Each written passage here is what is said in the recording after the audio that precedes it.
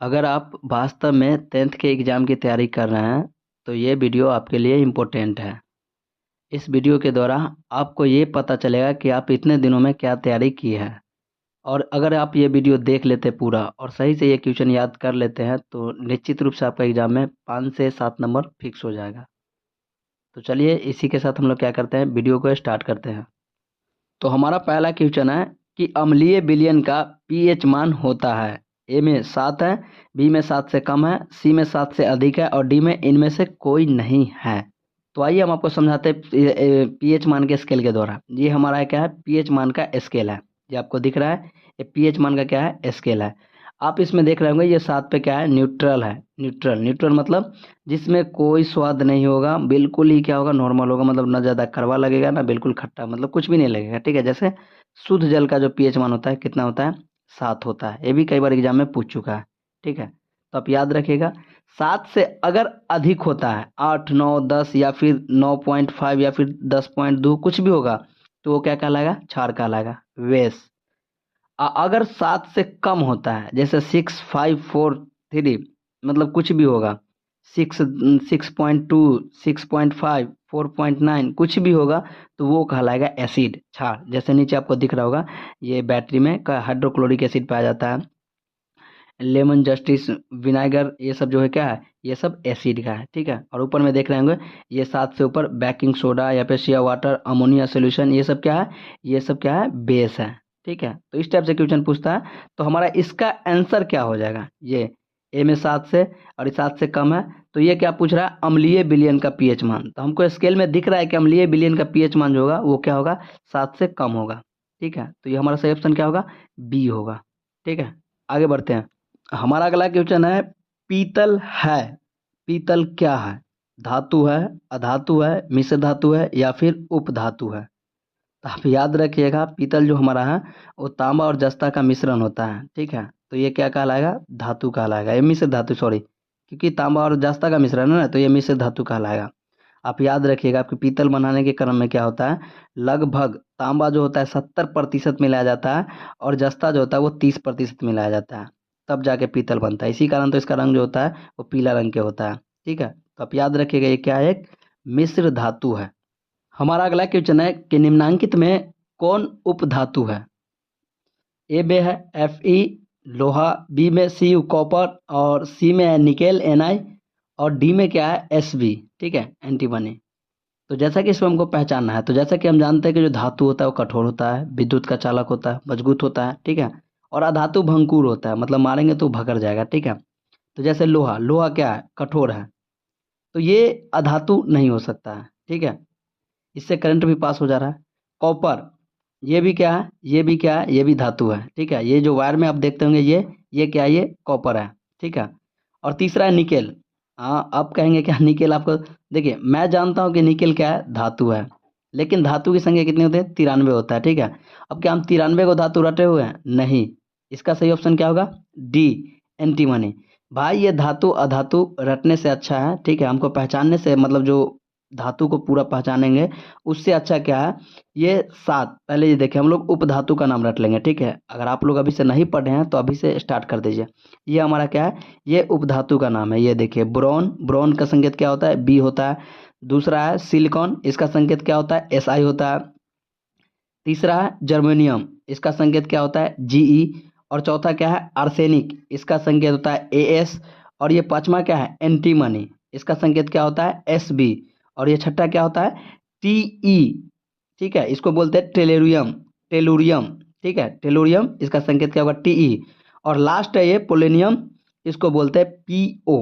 आप क्या कीजिए, इतना उपधातु का नाम रख लीजिए। ठीक है, और मुश्किल से आपको अधातु कुछ 18 या फिर 18 अधातु का नाम होगा। ठीक है, 18 अधातु का नाम होगा, आप वो रट लीजिए। ठीक है, बस आपका काम क्या होगा, खत्म हो जाएगा। बाकी जो भी बचता है वो क्या कहलाएगा, धातु कहलाएगा। ठीक है, तो आप ये क्या कीजिए, रट लीजिए। अगला क्वेश्चन है, आवर्त सारणी के उदग्र स्तंभों को कहा जाता है। ए में वर्ग, बी में आवर्त, सी में अपरूप और डी में इनमें से कोई नहीं। तो ये देखिए ये हमारा आवर्त सारणी है। ये जो आपको दिख रहा है ये इसको कहते हैं क्षैतिज, इसको क्या कहते हैं, क्षैतिज। ठीक है, तो ये हमारा क्षैतिज हुआ। और ये जो है उदग्र, इसे ये जो खड़ा है इसको उदग्र कहते हैं, या फिर इसको क्या कहते हैं, वर्ग कहते हैं। ठीक है, क्या कहते हैं, वर्ग। तो आप याद रखिएगा, आवर्त सारणी के जो वर्ग होते हैं वो कितने होते हैं, 18 होते हैं। और आवर्त जो होते हैं वो कितने होते हैं, 7 होते हैं। ठीक है, तो क्षैतिज लाइन को हम कहते हैं आवर्त, और खड़ा जो लाइन है इसको उदग्र भी कहते हैं, मतलब इसको वर्ग कहते हैं। ठीक है, तो सही ऑप्शन क्या होगा, ए सही होगा। हमारा अगला क्वेश्चन है कि कौन विद्युत का सर्वोत्तम सुचालक है। मतलब ऐसा कौन है धातु जो विद्युत का मतलब सबसे अच्छा चालक कहलाएगा। ए में कॉपर, आपको तो पता है वायर में कॉपर को यूज किया जाता है। ए में कॉपर, बी में एजी मतलब चांदी, सी में एल एल्युमिनियम, और डी में लोहा। लोहा तो कतई नहीं हो सकता। ठीक है, तो कॉपर हम जानते हैं कि ये वायर में यूज किया जाता है, लेकिन आप याद रखिएगा जो विद्युत का सर्वोत्तम जो सुचालक होता है वो होता है चांदी। अब सोच के देखिए कि अगर चांदी का वायर हो तो आप सोच सकते हैं कि कितना महंगा मिलेगा। इसीलिए जो होता है चांदी के जगह पर चांदी यूज नहीं कर सकते, क्या दिया जाता है, कॉपर दिया जाता है। क्योंकि कॉपर जो है चांदी से क्या है, सस्ता है। कॉपर और अल्युमिनियम ये सब क्या होता है, यूज किया जाता है वायर में, चांदी का यूज नहीं कर सकते हैं। लेकिन जो सर्वोत्तम सुचालक होगा वो क्या कहलाएगा, वो चांदी ही होगा। मतलब अगर पूछे आपसे दोबारा याद रखिएगा कि विद्युत का जो सर्वोत्तम मतलब सुचालक है, मतलब सबसे ज्यादा करंट का जो चालक है वो क्या है, चांदी है। हमारा अगला क्वेश्चन है, श्वसन किस प्रकार की रासायनिक अभिक्रिया है। ए में, ये क्वेश्चन बायोलॉजी से है। ए में उपचयन, बी में संयोजन, सी में उष्माक्षेपी, और डी में उष्माशोषी। उष्माशोषी क्या इसमें उष्मा का शोषण हो रहा है, नहीं हो रहा है। आप ठीक से देखिएगा, इससे पहले के वीडियो में हम बताए हैं, हम लोग क्या करते हैं, ऑक्सीजन लेते हैं। ऐसे देखिए, ऑक्सीजन क्या कर रहे हैं, ले रहे हैं, और ये जो छोड़ते हैं, ये क्या करते हैं, ये कार्बन डाइऑक्साइड छोड़ते हैं जो गर्म हवा होता है। तो इसमें क्या होगा, उष्माक्षेपी हो रहा है। ठीक है, कौन सा अभिक्रिया है, उष्माक्षेपी अभिक्रिया। आप याद रखिएगा, हम क्या करते हैं, ऑक्सीजन लेते हैं और कार्बन डाइऑक्साइड छोड़ते हैं। तो ये कैसी अभिक्रिया है, श्वसन उष्माक्षेपी अभिक्रिया है। हमारा अगला क्वेश्चन है, एक वोल्ट कहलाता है, यानी एक वोल्ट क्या कहलाता है, किसके बराबर होता है। ए में ऑप्शन है 1 जूल प्रति सेकेंड, बी में है 1 जूल प्रति कूलाम, सी में है 1 जूल प्रति एम्पियर, और डी में है इनमें से कोई नहीं। तो आप याद रखिएगा, जो हमारा विभवांतर का मतलब होता है ये अंतरराष्ट्रीय प्रणाली इकाई है, मतलब एसआई पद्धति जिसको हम कहते हैं। ठीक है, तो 1 वोल्ट बराबर जब भी होगा तो 1 जूल कूलाम होगा। याद रखिएगा, 1 वोल्ट बराबर क्या होगा, 1 जूल कूलाम के बराबर होगा। इसका सही ऑप्शन क्या होगा, हाँ इसका सही ऑप्शन आपको हो जाएगा ये बी, 1 जूल प्रति कूलाम। हमारा अगला क्वेश्चन है, कुटपाद किसमें पाया जाता है। ए में पैरामीशियम, बी में यूग्लिना, सी में अमीबा, और डी में इनमें से कोई नहीं। बहुत इजी क्वेश्चन है। उत्पाद हम लोग पढ़े हैं, बायोलॉजी में नहीं पढ़े हैं तो मेरे प्लेलिस्ट में जाइए, वहाँ पे बायोलॉजी वाला में वीडियो डाला होगा, आप वो देखिए, आपको पूरा समझ में आ जाएगा। कुटपाद जो होता है ये पाया जाता है अमीबा में, जिसके द्वारा अमीबा क्या करता है, भोजन को ग्रहण कर मतलब भोजन को पकड़ता है घेर के। ठीक है, तो उसी को हम लोग क्या कहते हैं, कुटपाद कहते हैं। कुटपाद किस पे पाया जाता है, अमीबा में पाया जाता है। इसका सी ऑप्शन सही होगा। हमारा अगला क्वेश्चन है, पुष्पीय पौधों में लैंगिक जनन होता है। ये क्वेश्चन भी बायोलॉजी से है कि पुष्पीय पौधों में लैंगिक जनन होता है। आपको तो पता है कि मनुष्य में लैंगिक जनन कैसे होता है, जानवर में कैसे होता है, लेकिन ये पूछ रहा है पौधों में लैंगिक जनन होता है, कैसे होगा पौधे में, पुष्पीय में मतलब फूलों में। ए में है पत्तियों द्वारा, बी में है फूलों द्वारा, और सी में है तना द्वारा, और डी में इनमें से कोई नहीं। तो आप याद रखिएगा, पुष्पीय पौधों में जो लैंगिक जनन होता है फूलों के जरिए होता है। फूलों में जो होता है नर युग्मक और मादा युग्मक दोनों पाए जाते हैं। ये दोनों क्या होता है, आपस में मिलकर युग्मनज का निर्माण करते हैं। और ये जो युग्मनज है ये क्या बनाते हैं, भ्रूण बनाते हैं। भ्रूण मतलब समझते हैं ना, ये कोई चीज जैसे कोई बच्चा हो, ठीक है, तो कोई बच्चा को मान लेते हैं कि अभी मतलब बच्चा बनना कोई शुरू हुआ, ठीक है, और अभी बनने से मतलब बनना शुरू हुआ तो, और 4 महीने बाद, तो इसके बीच में, ठीक है, इसके बीच में जो होगा बच्चा जो विकसित होगा उसी को हम लोग क्या कहते हैं, भ्रूण कहते हैं। आप लोग सुने होंगे भ्रूण हत्या, मतलब गर्भ हत्या कोई भ्रूण हत्या कहा जाता था। तो आप याद रखिएगा, युग्मनज जो होगा भ्रूण में विकसित होकर क्या करेगा, नए पौधे का निर्माण देगा।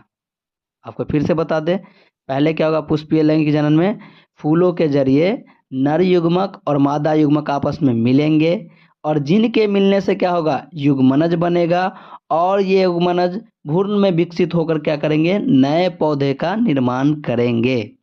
तो आपसे अगर क्वेश्चन पूछे कि पुष्पीय पौधों में लैंगिक जनन होता है? तो आप एकदम बता दीजिएगा, फूलों के द्वारा।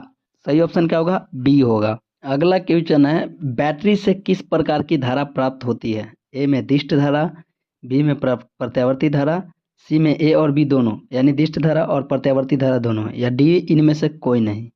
तो याद रखिएगा, बैटरी से जो होता है वो हमको दिष्ट धारा मिलता है, मतलब ये दिष्ट धारा होता है जो सदैव एक ही दिशा में बहती है, उसी को हम लोग क्या कहते हैं? दिष्ट धारा कहते हैं। तो याद रखिएगा, बैटरी से कौन सा धारा निकलता है? दिष्ट धारा निकलता है, जो हमेशा एक ही दिशा में बहती है। चलिए आगे बढ़ते हैं। अगला क्वेश्चन है, विद्युत फ्यूज विद्युत धारा के किस सिद्धांत पर कार्य करता है?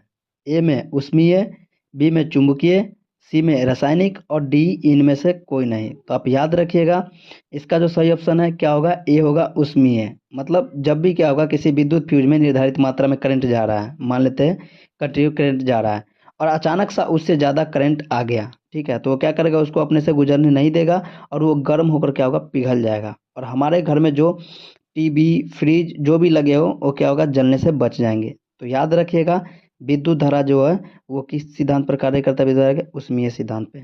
अगला क्वेश्चन है, दाढ़ी बनाने में किस प्रकार का दर्पण का उपयोग किया जाता है? ये तो बहुत फेमस क्वेश्चन है, हर किसी को पता रहता है। ए में अवतल, बी में उत्तल, सी में समतल और डी में इनमें से कोई नहीं। आप देख रहे हैं इसमें लगातार जो है डी में इनमें से कोई नहीं, इनमें से कोई नहीं। मतलब बोर्ड भी आपको चाहता है कि बच्चा पास करे, ज़्यादा डिफिकल्ट ऑप्शन नहीं दे रहा है। जैसे कंपटीशन वगैरह में देखेंगे तो वहाँ डिफिकल्ट ऑप्शन होते हैं, मतलब इस टाइप का ऑप्शन होंगे कि आप कंफ्यूज हो जाएंगे, ये भी हो सकता है, ये भी हो सकता है, ये भी हो सकता है, यहाँ तो एक ऑप्शन आपको ऐसे ही कट जा रहा है, इनमें से कोई नहीं। तो ए में क्या? अवतल, बी में उत्तल और सी में समतल। तो आप याद रखिएगा, दाढ़ी बनाने में जो हम लोग का यूज किया जाता है वो अवतल दर्पण होता है। इसमें बड़ा सा मुंह दिखाई देता है, जिस कारण दाढ़ी सही से बन पाता है। अगला क्वेश्चन है, विभवांतर का एसआई मात्रक क्या होता है? ए में वोल्ट, बी में एम्पियर, सी में कूलाम और डी में वाट।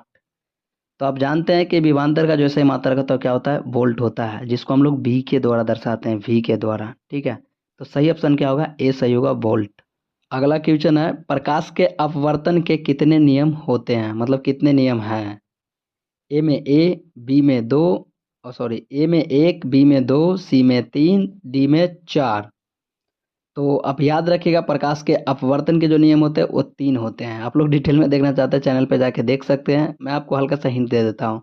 आप देखे होंगे, आपतित किरण और परावर्तित किरण और आपतन बिंदु पर डाले गए अभिलंब तीनों एक ही तल में होते हैं, ये एक है, ठीक है। आप जाके देख लीजिएगा, आपतन कोण के मान परावर्तन कोण के मान बराबर, मतलब आप जाके फुल डिटेल में देखिएगा तब समझ में आएगा। तो इसका सही ऑप्शन क्या होगा? तीन होगा, सी।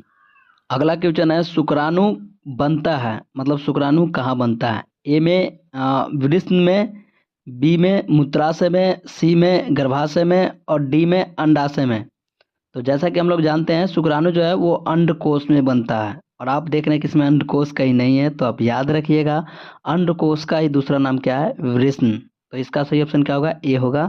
ये शुक्राणु जो है कहाँ बनता है? वृषण में बनता है, या फिर अंडकोश कह लीजिए, दोनों नाम सेम ही है। हमारा अगला क्वेश्चन है, इंसुलिन की कमी से होता है, क्या होता है? ए में घेंघा, बी में बौनापन, सी में मधुमेह या डी इनमें से कोई नहीं। तो आप याद रखिएगा, इंसुलिन की कमी से जो होता है डायबिटीज जिसको कहते हैं, उसी को कहते हैं मधुमेह। मतलब जो होता है मधुमेह हो जाता है इंसुलिन की कमी से, ठीक है। इंसुलिन क्या है? एंजाइम है, एंजाइम। यही एंजाइम की कमी से हमको क्या हो जाता है? डायबिटीज हो जाता है, उसी को हम लोग मधुमेह के नाम से भी जानते हैं। अगला क्वेश्चन है, निम्न में से कौन प्राकृतिक संसाधन नहीं है? ए में है वायु, बी में मृदा यानी इसको मिट्टी कहते हैं, मृदा, सी में जल और डी में जीवधारी। प्राकृतिक संसाधन का मतलब था जिसमें मानव का कोई हाथ नहीं, जैसे वायु, इसमें मानव का कोई हाथ नहीं है। अगर किसी मानव का हाथ होता तो वायु रोक देता और किसी को भी ब्लैकमेल कर सकता था कि भाई अब तुमको सांस लेने नहीं देंगे, अगर तुमको और वायु चाहिए तो हमको अपने जो मतलब आलिशान जो माल है वो मेरे नाम कर दो, ठीक है। तो आप याद रखिएगा, इस टाइप का कुछ नहीं है। प्राकृतिक संसाधन का मतलब होता है जिसमें मानव का कोई हाथ नहीं हो, जो स्वयं भगवान बना के भेजे हैं। तो जैसे क्या होगा? वायु, मृदा और ये जल, ये तीनों, मृदा मतलब मिट्टी होता है, ये तीनों में मानव का कोई हाथ नहीं है। तो ये डी क्या होगा? जीवधारी। ये जो है ये क्या है? ये प्राकृतिक संसाधन नहीं है। तो दोस्तों कैसा लगा वीडियो, अपना फीडबैक देना मत भूलिएगा। कमेंट सेक्शन में जाके ज़रूर बताइए कि आपको वीडियो कैसा लगा। अगर आपको इसी तरह के वीडियो और चाहिए तो हमारे चैनल को सब्सक्राइब कर ले और बेल आइकन ऑन कर ले, ताकि इसी तरह के वीडियो जब भी मैं डालूँ सबसे पहले आपका नोटिफिकेशन घंटी टन से बज जाए। तो चलिए मिलते हैं नेक्स्ट वीडियो में, तब तक के लिए टाटा बाय बाय।